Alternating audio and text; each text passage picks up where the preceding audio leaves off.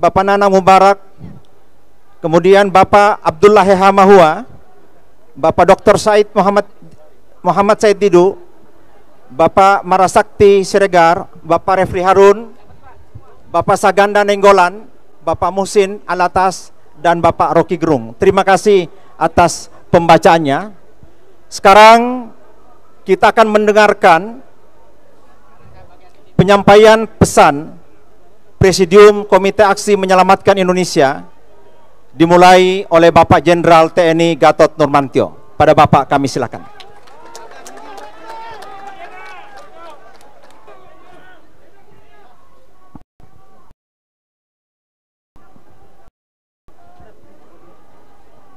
Bismillahirrahmanirrahim.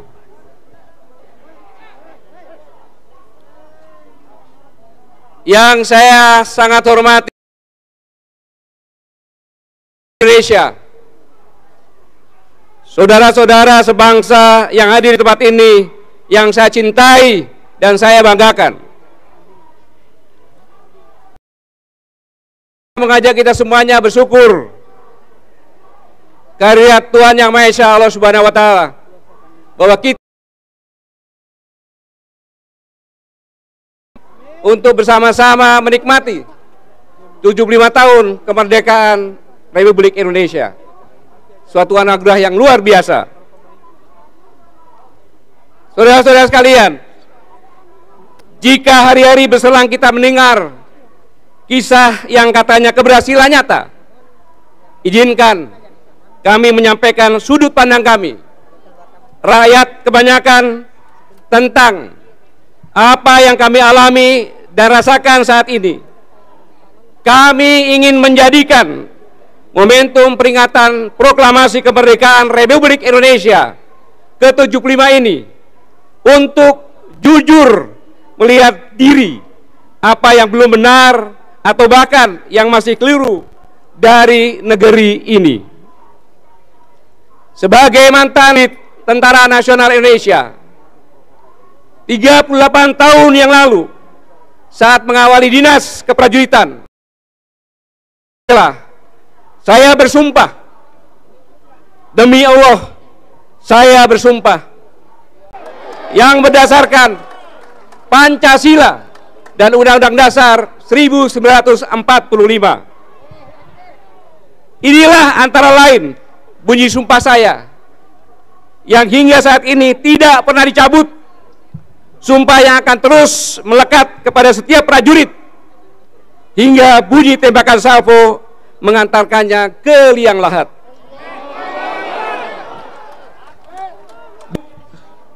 Dan atas nama sumpah ini pula lah saya berserta seluruh rakyat Indonesia, saya ingin melakukan langkah untuk menjaga kesetiaan Negara Kesatuan Republik Indonesia yang berdasarkan Pancasila dan Undang-Undang Dasar 1945 sebagaimana tercantum dalam pembukaan Undang-Undang Dasar 1945. Jika hari-hari ini kita mendengar dan menyaksikan bumi pertiwi sedang dirundung berbagai masalah, saya ingin mengajak kita sekalian untuk mengingat beberapa hal. Pertama, pada tanggal 10 Maret 2014, saya berkesempatan berdialog dengan Civitas Akademika Universitas Indonesia. Saya antara lain berbicara tentang proxy war yang telah menjadi satu ancaman yang luar biasa terhadap kedaulatan suatu bangsa. Penguasaan suatu negara oleh kekuatan yang lain tidak lagi harus dengan fisik, namun bisa menggunakan proksi, mengintervensi pemilu, dan memilih pejabat untuk pada saatnya pejabat tersebut bisa dikendalikan, bahkan menjadi boneka bagi kepentingan lain yang bukan tujuan dan kepentingan negara. Adalah salah satu bahaya dari proxy war yang saya katakan. Hal ini diperburuk dengan tubuh dan kembangnya oligarki kekuasaan di negeri ini. Kekuasaan dimainkan, dikelola oleh kelompok orang dan lebih tidak beruntung lagi bagi kita semua, mereka melakukan dengan topeng konstitusi. Apakah benar sekarang hal ini terjadi di negeri kita? Adalah rakyat Indonesia yang berhak menjawab. Kedua, 3 tahun yang lalu, tanggal 24 Oktober 2017, sesaat setelah pembukaan konferensi internasional dan tabletop exercise untuk Global Health Security 2017. Saat itu kita patut mewaspadai adanya ancaman senjata biologis massal yang diciptakan untuk melumpuhkan negara lain dan berpotensi menciptakan epidemik. Hari-hari ini kita semua berjuang mengatasi epidemi COVID-19. Saya tidak menyatakan bahwa pernyataan saya 3 tahun yang lalu itu sepenuhnya tepat adanya. Tetapi sekali lagi, hari-hari ini kita telah dan sedang menghadapi pandemik yang tidak mudah ditaklukkan.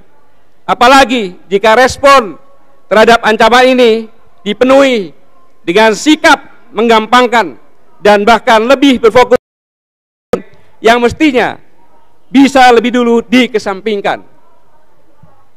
Saudara-saudara rakyat Indonesia yang sangat saya cintai dan banggakan, sungguh bersyukur kita hidup di bumi Indonesia, negara besar terbagi dari 3 zona waktu, wilayahnya pun dunia, tak terbilang banyaknya jenis sumber daya alam, mulai dari ake sampai berlian, mulai dari ikan teri sampai ikan paus, semuanya ada yang terpendam dan terserak di bumi pertiwi. Dalam kondisi seperti itu, tentu negeri ini sangat menarik bagi siapa saja. Beribu kepentingan negara dan kekuatan lain bersilang sengketa di negeri kita. Kadang dalam sunyi, tetapi tidak jarang pula dalam keriuhan. Mereka, negara dan kekuatan lain untuk berjuang kepentingan nasionalnya. Mereka melakukannya untuk keselamatan masa depan rakyatnya. Lantas apa yang keliru? Kitalah yang terlalu berlapang dada, membuka diri untuk dieksploitasi, tetapi lebih untuk kepentingan mereka, bukan kemaslahatan rakyat dan bangsa Indonesia. Saudara-saudara sebangsa dan setanah air, dalam semua carut-marut seperti itu, ada hal esensial yang harus kita lakukan sebagai bangsa. Perlunya kita bersatu dalam keyakinan bersama bahwa sebagai bangsa kita tidak boleh dan jangan perlu dipecah belah untuk kepentingan apapun. Mari kita hentikan segala bentuk pembelahan bangsa dengan alasan apapun. Ingat, kita negara yang kaya dan subur makmur. Syukur alhamdulillah dikaruniai pula masyarakat yang toleran, welas asih dan penuh semangat gotong royong. Mari di tengah kondisi sulit sekarang ini yang juga dialami oleh seluruh negara lain di dunia, sesungguhnya Indonesia punya kekuatan yang sangat luar biasa. Indonesia memiliki seluruh potensi untuk menjadi negara maju. Itu artinya Indonesia akan dapat lepas dari segala kesulitan. Sedikit saya sampaikan peluang bahwa kita populasi ada 260 juta rakyat yang merupakan pasar domestik yang sangat kuat. Sumber daya alam dipakai mencukupi kebutuhan dalam negeri dan diolah lebih bernilai tambah. Jangan khawatir swasta yang mendapat untung, karena bila tidak akan melawan hukum ekonomi dan bisa seperti komunis. Perpajakan mestilah adil, semakin besar untung, semakin tinggi tambahan bagi negara. Semestinya terbuka dan transparan, sehingga tidak akan mudah melakukan kong kali kong atau persekongkolan. Selanjutnya, saya singkat tentang fiskal.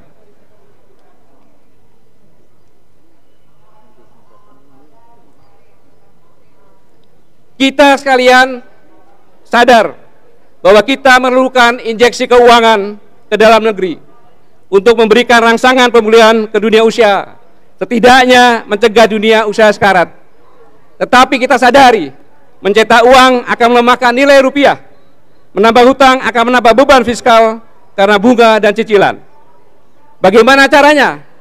Tanpa menambah hutang dan mencetak uang kita bisa hidup, mampu menjadi stimulus ekonomi negeri, yaitu saran dari kami perlu didiskusikan. Pemerintah menerbitkan e-rupiah, hanya bisa transaksi antar e-rupiah. Dengan demikian maka kita semuanya sudah mempraktekkan di jalan tol. Ini sedikit saran, dan sekali lagi mari bersama-sama kita mohon kehadirat Tuhan Yang Maha Esa agar kita semuanya mendapat bimbingan, petunjuk, rahmat dan hidayahnya untuk melanjutkan perjuangan demi negara kesatuan Republik Indonesia yang sangat-sangat kita cintai. Dan selanjutnya, sebelum dua tokoh Muhammadiyah dan NU berbicara, sebagai inisiator Profesor Din, Profesor Ahmad Wahab, Dr. Bahtiar Hamzah, Dr. MS Kaban, dan lain-lainnya. Saya tekankan di sini sejak pembukaan dalam acara ini sampai penutupan nanti, apabila ada hal-hal yang berkaitan berdasarkan hukum, maka keseluruhannya yang bertanggung jawab adalah saya pribadi, Gatot Nurmantio. Kami persilakan. Wassalamualaikum warahmatullahi wabarakatuh. Waalaikumsalam. Kami persilakan Bapak Profesor Dr. Rohmat Wahab, Ketua Komite Hittah Nahdlatul Ulama. Pak Rohmat Wahab.